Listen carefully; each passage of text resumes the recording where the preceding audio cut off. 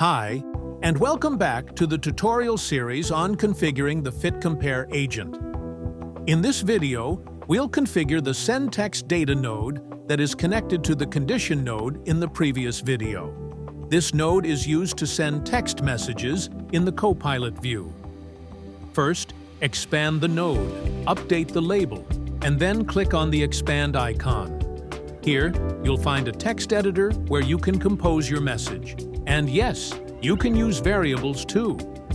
For this case, I'll directly use the fallback message variable that was updated by the LLM node. That's it. Our FitCompare agent is now fully set up to extract applicant IDs and handle fallback logic. In the next video, we'll explore how to fetch applicant details and compare them based on the job description.